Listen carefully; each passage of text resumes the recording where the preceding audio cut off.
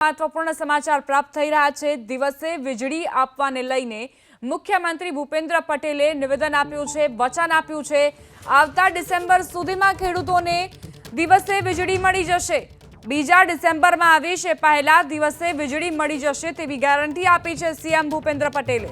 અરવલ્લીના કાર્યક્રમમાં મુખ્યમંત્રીએ મંચ પરથી ખેડૂતોને આ વચન આપ્યું કે આવતા ડિસેમ્બરમાં એટલે ડિસેમ્બર 2024 સુધીમાં ખેડૂતોને દિવસ દરમિયાન વીજળી મળી જશે।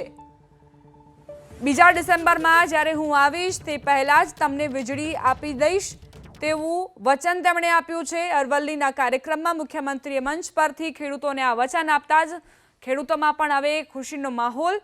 દિવસે વીજળીને લઈને ખેડૂતોને મુખ્યમંત્રી ભૂપેન્દ્ર પટેલે વચન આપ્યું। 24 કલાક વીજળી આપીએ છે પણ હવે દિવસે વીજળીની માંગ છે।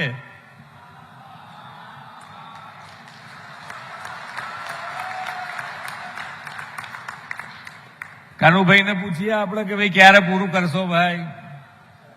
મંત્રીશ્રી, ડિસેમ્બરમાં અમે આવીએ છીએ, 2 ડિસેમ્બરમાં આવીએ પેલા તમારે દિવસે વીજળી મળતી થઈ ગઈ હશે।